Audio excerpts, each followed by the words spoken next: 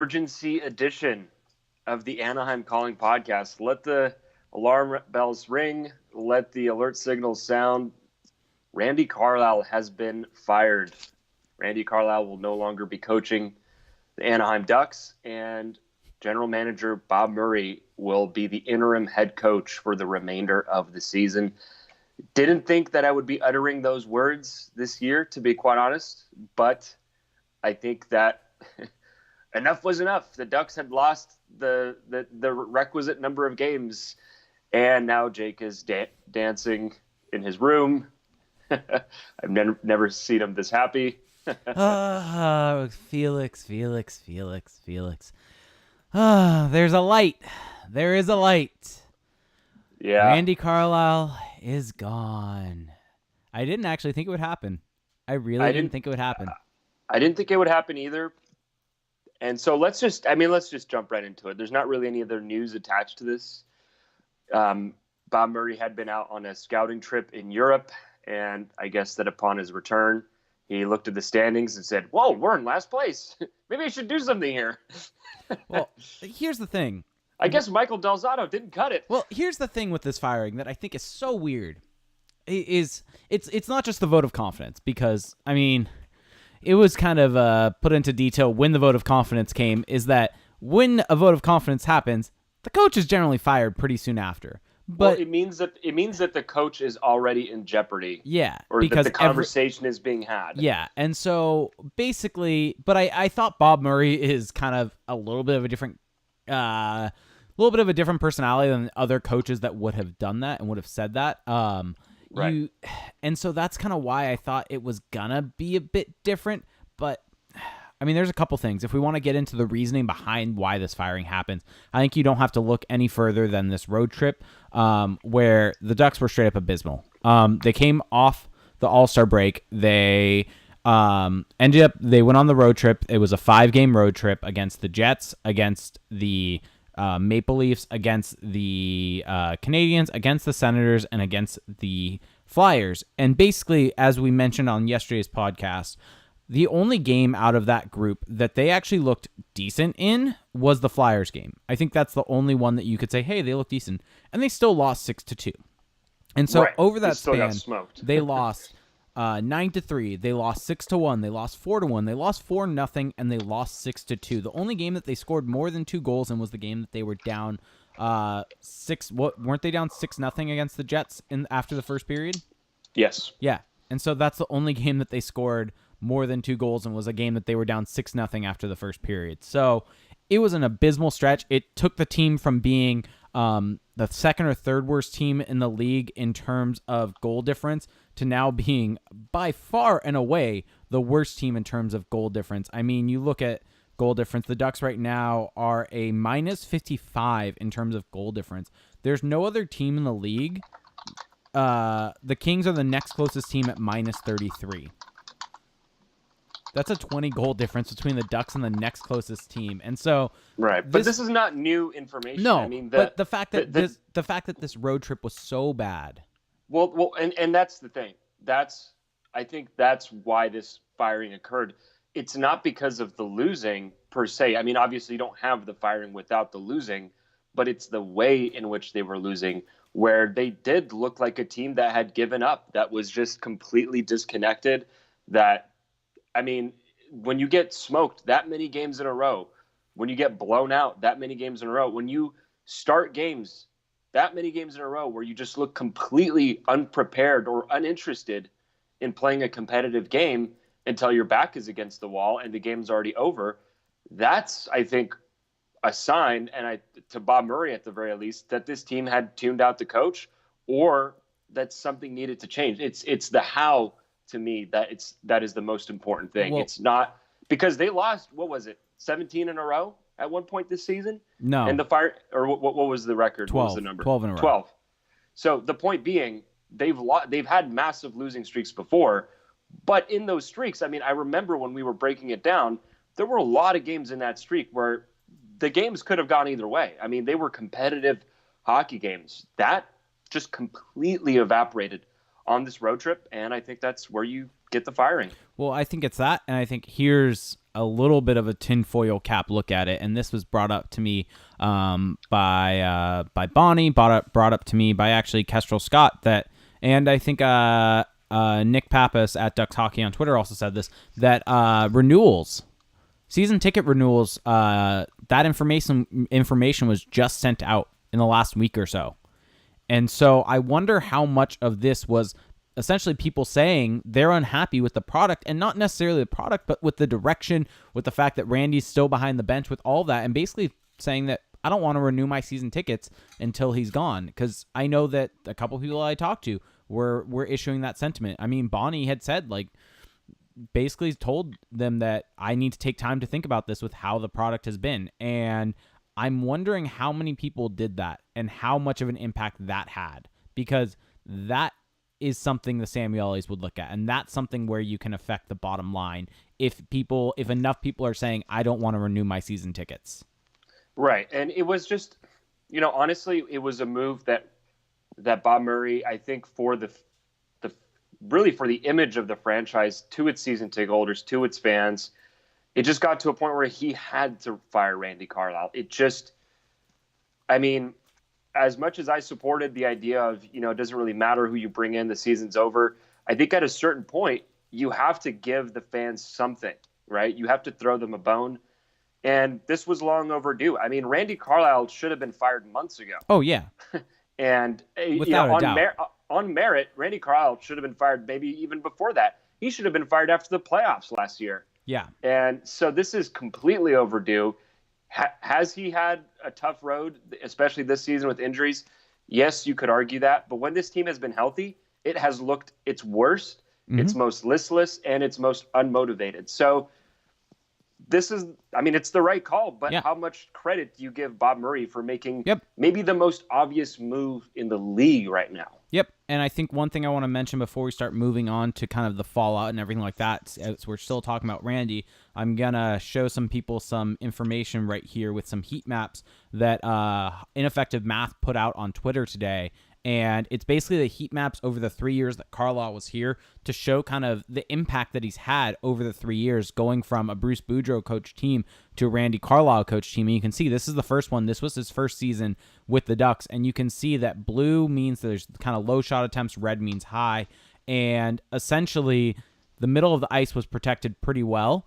And then as you go on, you can see in 17-18, you start to get more red towards the front of the net, less blue in the middle of the ice. And then you go to this year, and it's just all red in front of the net. Basically, the slot was completely unprotected by the Ducks. And then if you go to, he also did a similar thing in terms of offense, where in Carlisle's first season, where I think we can effectively kind of say, yes, Carlyle did have a little bit of an effect, but this was still essentially a Bruce Boudreau coach team that had Randy Carlyle behind the bench. And you can see a lot of the shots are coming from right in front of the net. The slot wasn't great, but you still had a high percentage of chance right in front of the net. And then 17-18, it starts to get a little bit smaller in front of the net, to this year where it's just mainly blue. It's just there's no other way to put it. It's mainly blue. And so you can see over the 3-year span that Carlyle was head coach of this team, not only did the defense start allowing a lot of shots from the slot area, a lot of shots from in front of the net, and over those 3 years have a negative impact on the roster, you can see from an offensive perspective, it's a similar thing. Now, part of that may be due to the fact that this is an aging roster, and it's the composition getting worse as aging happens, but I don't think Carlyle did the team any favors in that case. Right, exactly. So, from Bob Murray today, we thank Randy for everything he has done for the organization, leading the team to a Stanley Cup and 3 conference final appearances. He has accomplished so much in Anaheim. Well, actually, those things were a while ago. I found that really funny, honestly. CJ and I had a bit of a debate on our Slack chat about that I found it entertaining and kind of funny that those accomplishments were brought up in this firing, seeing as those would have been brought up the first time around. Well, again, they're buddies. Yeah, difficult decisions need to be made when times are tough, and our play has clearly been unacceptable. We have a tradition of success in Anaheim, and we need to get back to that. We will name a new head coach following the 2018-19 season, and just now the Ducks tweeted a picture of Bob Murray on the ice wearing a warm-up suit or a tracksuit, gloves, stick. baseball cap leading the Ducks in practice. So the that's a weird sight. Here, I'll find it. Well, I'm looking at it right now. If you want to put it up in the live stream, but full court press today from the Ducks PR staff. And look, I mean, this is a total PR play from Bob Murray right now. It's saying, look, I am owning the situation. I'm going to go down with the ship. I have a handle on this. I'm going to assess what's going on, and we're going to go from there. And to be quite honest, I think it's the right move. I think that for him to get into the trenches, see exactly what's going on, be in that locker room, game in and game out, I do give him some respect for going down with the ship. You know, it would have been very easy for him to bring in someone else or promote an assistant. It also maybe says something that none of the assistants, I don't know if they weren't considered, but none of them were promoted to interim head coach, right? That's the interesting thing here, because you would think that any of those guys would be more qualified to to do what Bob Murray's doing. But I think that the point here, it's not. I mean, again, X's and O's, they're still going to have their input, but the season's over. I think what it's about now is showing a clear leadership path, and it's also for Bob Murray to really assess his team. I mean, that's exactly what he's doing here. And again, considering that the season is over, I think that that's the right call. I don't think there's any sense in bringing in a Dallas Eakins when your team is in last place with no shot at the playoffs, when your AHL team has a chance to actually do something. So just makes no sense. I'm one of the few that's on the boat of bringing up Dallas Eakins, but I understand and respect the opinion of not doing it. But here's my confusion on this move. First off, Bob Murray has zero head coaching experience, right? Right. Absolutely none at any level as far as we know.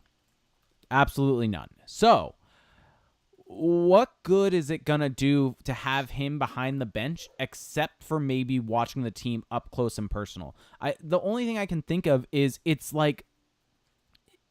just weird because you're in such an important time for this franchise with this trade deadline coming up with this.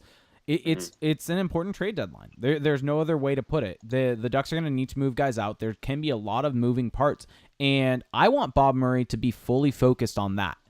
And for him to be at practice, running a practice, and have to come up with drills. Granted, I don't know how much of that he's actually going to be doing, how much of it he's going to be relying on assistant coaches for. But that still takes away time from working the phones, working trade calls, different things like that. Takes away some of his mentality from that. And so that to me is the odd part in all of this, is that this now takes away some of his time from doing that. And it would have made more sense, in my opinion, to just promote an assistant coach to that position, because that assistant coach at least has some knowledge. This allows Bob Murray to still work on the phone, still kind of focus on that aspect, and still watch the team. And it's odd to me. It's very odd, because the only other situation that I can really think of where a general manager has stepped behind the bench is Lou Lamoriello.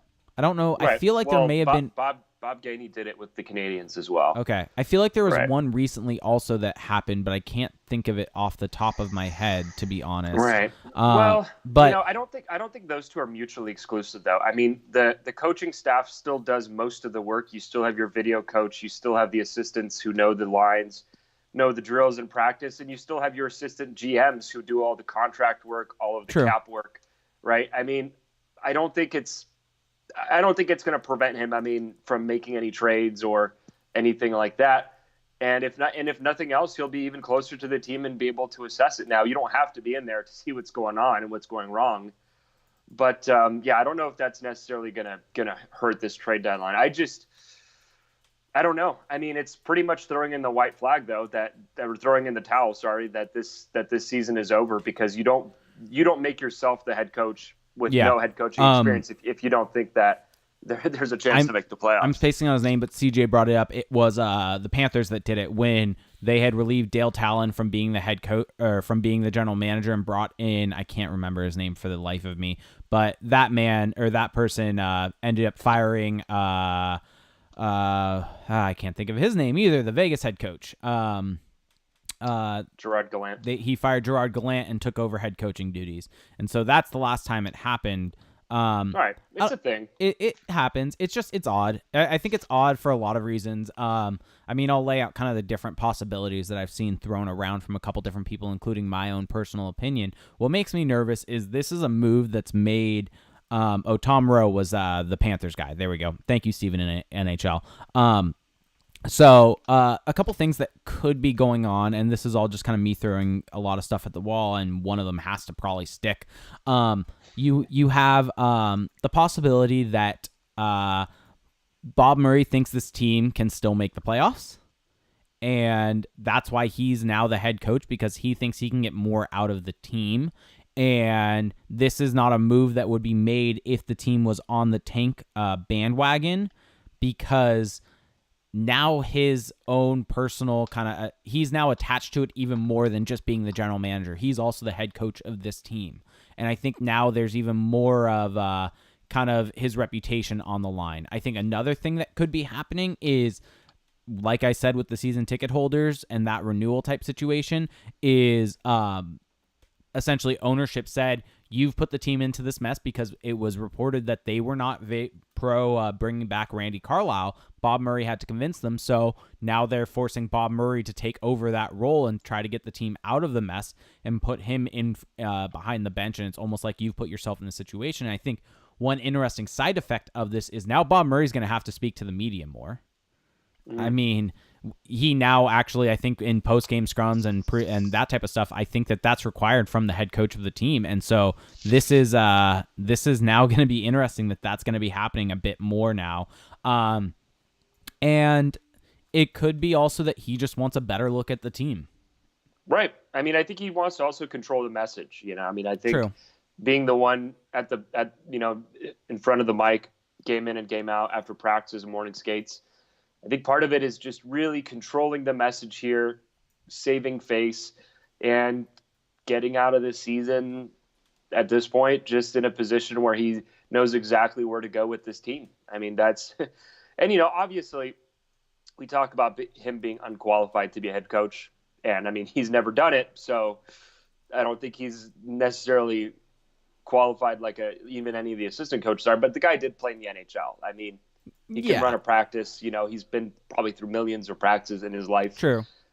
So, and if you watch the Ducks practices, I mean, they're not very convoluted. Let's just put it that way. Also, one thing I'll make mention of for people in the Twitch chat, I guess it's time for me to change the emote. So this is kind of going to be the last time that you get to use that emote. So I got to figure out something new for the Twitch chat, because the Randy Carlyle face emote is not exactly relevant anymore. Right. Right. Well, I mean, so I think the most frustrating thing to me about this firing, about this entire situation, is that it feels like the Ducks just wasted 3 years, basically. I mean, they fired Bruce Boudreau in 2016 after losing in the first round. And they kind of, I mean, yes, they did make the conference final in Carlisle's first season, but it's felt like just kind of a hamster wheel since that time. Yeah. And now, I mean, they were a legit playoff team, right? That was not that far away with Boudreau in his last season. And now they're the worst team in the NHL. In 3 years, they've completely submarined this team's competitive ability. I mean, that's one heck of a job by Randy Carlyle. I mean, part of that is the roster construction. Part of that is, injuries, of course, aging veterans. I mean, Ryan Kessler isn't even a shadow of what he was in that last Boudreau year. But, man, I mean, how the mighty have fallen. Yeah. Yeah. And so now where do you go? I mean, that's to me the next question. So here's the interesting thing, because I don't know if you caught this, but in the statement from Bob Murray, it clearly stated that, or not in the statement from Bob Murray, in the statement from the Ducks, it said Anaheim will name a new head coach following the 2018-19 season. Now, maybe I'm reading into this too much. Maybe. You probably will be, if whatever you're about to say. Yeah, 100%. But I find that interesting that it's worded like that as compared to Anaheim will begin their search for their new head coach following this season. Well, I think it just puts it to rest, the idea that they're going to find someone else. Again, all of this is to control the messaging, because there's been so much written and talked about with the Ducks over the last couple of months, really. Us no strangers to that. And I think that what they really want to do now is just control the narrative as much as they can. Yeah. And so when Bob Murray is the head coach, when he's the one answering the questions, when they say not going to name a head coach till after the season, it's just putting to bed a lot of speculation, a lot of questioning. I think that's the idea here, is just to kind of calm the situation down, because it was getting ugly. There's no other way around it. Yeah, I mean, do you think I'm reading into that too much, that it's worded specifically will name a new head coach following the 18-19 season, that it's worded like that instead of a search for a new head coach will begin after the 18-19 season? Well, what are they going to do? Not name one? Well, no, but I just think the very very specific wording makes me think that they're set on Dallas Eakins. I knew you were going to say that. God, I knew you were going to say that. I mean, maybe it's possible. Maybe Dallas Eakins has already been told that he's getting the nod for next season, and just to ride out this Calder Cup run. Or why do I keep saying Calder Cup run? They're not even guaranteed a playoff spot yet. That he's to finish out this stretch run and then go from there. Maybe, but that's reading into it. I don't know. Usually I'm the reading into the wording guy, but I just see it as, yeah, we're gonna name a head coach after the season. It's very kind of set though. Will name a head coach. Not going to search. What are they gonna do? We will not name a head coach after the season. We're just gonna have Bob Murray behind the bench forever. Maybe you're right. I don't know, but that's reading into it. All right. So I had a question for you before we got some questions in the Twitch chat that I do want to hit on. From people that jumped in and are watching us live on this Sunday afternoon, or actually it was Sunday morning when we started. It was 11:40ish, or right around there when we started going on this thing. But let me ask you this. This is from Jake Rudolph. Question right here. Does Randy Carlyle coach again in the NHL? Nope. Maybe. I doubt it.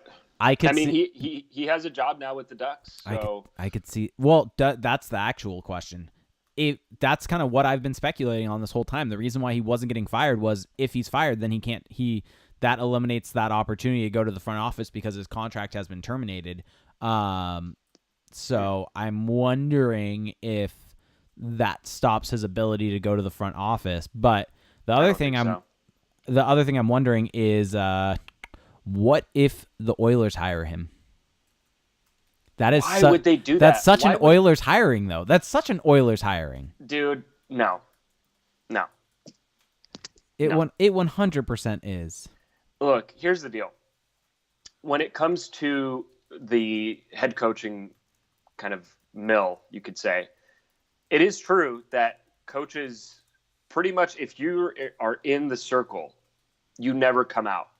Whereas it's the flip side with GMs. It seems that if you get fired as a GM, it's really hard to come back. Coaches, for whatever reasons, are immune to that. That being said, Randy Carlyle has been so bad that I think it's going to be a while before we see him again. Yeah. He's also like 72. How old is he? I have it up. I'll look real quick. He's 62. Sorry. You added 10 years. I added 10 years. I mean, he's 62. Like, at a certain point, doesn't he kind of want to just enjoy, his Southern California life at home? That's what I would want to do. But I don't know. Yeah. He's had a really long career. He's been in hockey his entire life. Yeah. Yep. So, yep. I don't know. Yep. All right. So let's get into a couple different questions that we've got here. So for those of you watching the recorded version of this on YouTube, and if you're listening to this, we are now posting it on YouTube. You can find us at Anaheim Calling SB Nation. That's the name of the YouTube channel. So if you want to see the different heat maps that we talk about that we show on screen, and want to find it kind of easily on YouTube, we are on there now. Also, we also do the live stream of the show on Twitch for each and every show, where you can interact with us in the chat. You get special emotes if you subscribe to us, and that's a way for you to support this show. It's completely free to you if you have Amazon Prime, because you get one free Twitch Prime sub each and every month. You do have to hit that subscribe button after 30 days, but it is completely free to you if you have Amazon Prime. And with that, you get a special badge next to your name and a special emote in the chat, which for this entire season has been a Randy Carlyle face. Well, Randy Carlyle is no longer the head coach of this team, so the options that I have, and tweet at me to tell me what you want, are we can do a Bob Murray face, or we can do a picture of Jack Hughes. Your choice. Let me know. And so we're going to get into some questions here that we've got. Let me find kind of a good first one. On Randy Carlyle, can't they just sign him to a new contract for the front office job? Yeah, they could. They definitely could. So I mean, what value does his input have at this point? Yeah. The Wildfire 07 said, why isn't Ryan Getzlaf the head coach of this team? I mean, de facto, maybe he is. Yeah, at this point in time, he's probably running the team. Right. So let me go to this one. Let me ask you this. Yeah. Let me ask you this. Do you think the players, the leadership core, went to the GM about this? I don't know. Because part of a team is having your leadership group acting as an extension of the coaching staff with the rest of the team. At what point does Ryan Getzlaf decide I can't communicate what the coach is preaching at this point? Yeah. But they were playing so bad though that I don't think you. I mean, I don't know. But I could see it as a possibility. Yeah. I could see it. Yep. Steven NHL brings up that Travis Green was the runner-up for the job for the Ducks. The first game that Bob Murray is going to be coaching against will be Travis Green. Kind of interesting there. And then also brings up, if the Ducks keep losing, will Murray be held accountable? I mean, no. I mean, if they keep losing, I think it shows that maybe it wasn't the coach and that maybe this team is just so far gone. Yeah. Or at least it's no longer about the coach is what I should say.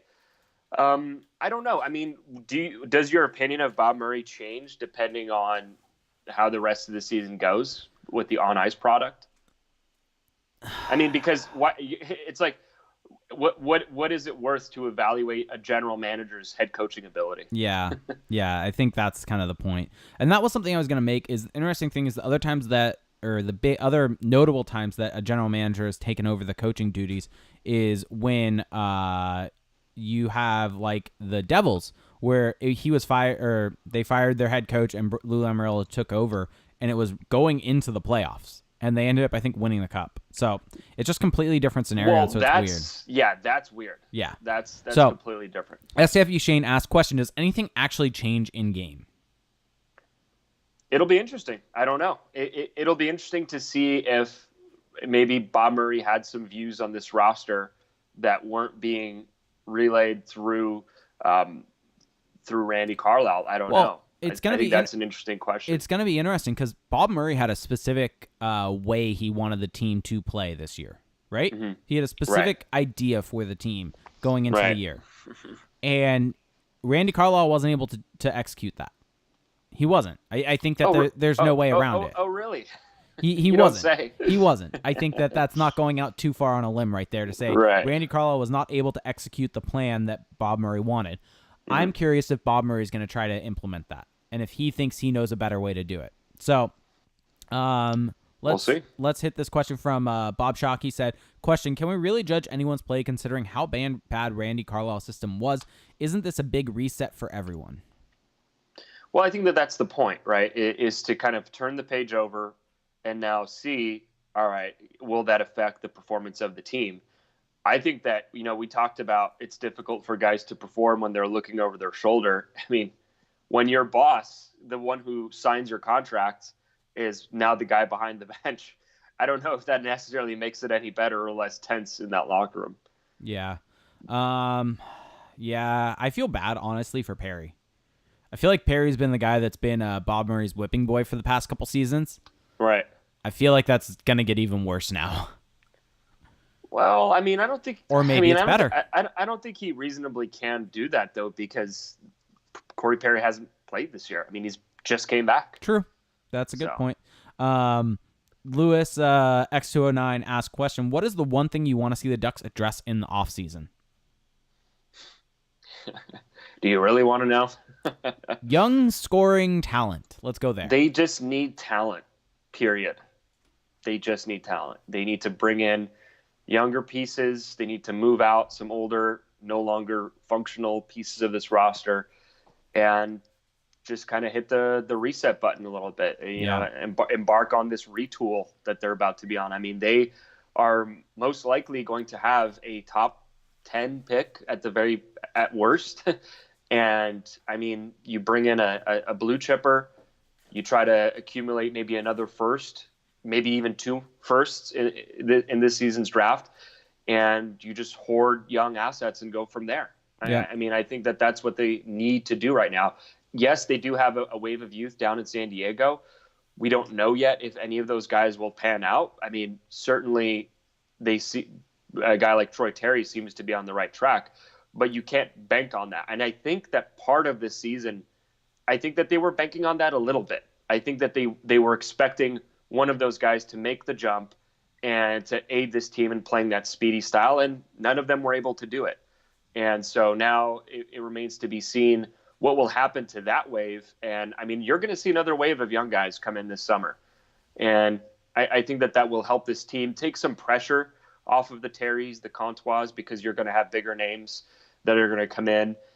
And I mean, make a trade or two. That's another thing that I think needs to happen. I think you just got to turn over the leaf, because there is just, it's not even, I don't want to call it dead wood, because there's some good players in this team that aren't playing well right now, but I just think some guys just need a change of scenery. Yeah. Do you think a trade is more likely or less likely to happen now? I think it's, or is I it don't the think same? It's changed. I think it's the same. And okay. One interesting thing is that, I don't know why, but I've started saying interesting as interesting because you say it that way. You don't say the T. Oh, I've never. Like you're the only person I know that does that. Hey, but anyway. Well, whatever. I'm not going to stop. I'm not knocking it. I've now forced you to do it. But what I find interesting is that we talked about the what am I trying to say? We talked about Bob Murray being out in Sweden doing some scouting, and people are wondering what he's doing out there. And he's looking at the HV71 roster. I mean, do you think that he's looking at guys to potentially trade for or draft? Because if you look at that team right now, I mean, I'm not really seeing any guys. I mean, you're seeing some guys that have been drafted, but not necessarily guys that have been in the rumor mill. So someone made mention that the Swedish Hockey League is actually on a break right now, like a 12-day break. So they found it weird that Bob Murray was over there scouting when the teams aren't playing.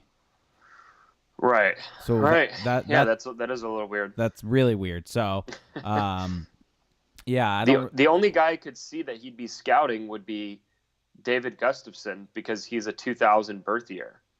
That's the only guy I could see, but he's a Jets prospect. So I have no idea. Okay. Don't ask me these questions. All right, so let's hit a couple more questions before we close this thing out. This emergency pod. Our good buddy CJ asked question: should he buy his Jack Hughes jersey now?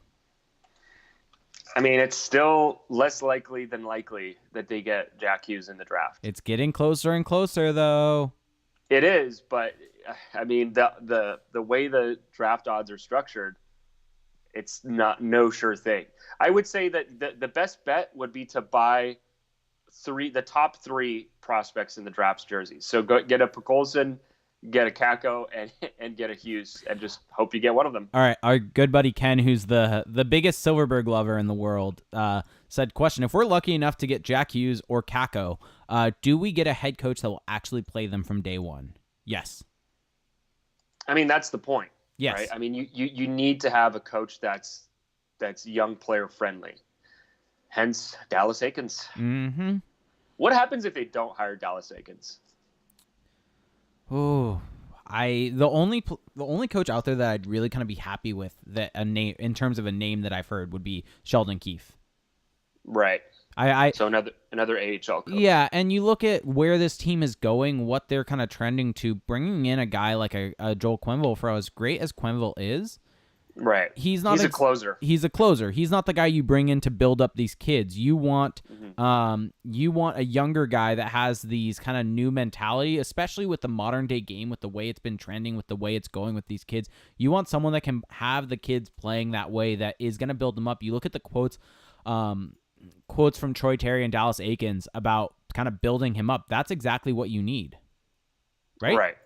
So, well, I think that's what you're hoping to get. Right. I think you have to make your decisions in that vein, because bringing in a veteran head coach I mean, unless they think that next season is still about making the playoffs and winning some rounds, that's the only scenario I could see them bringing in a veteran head coach.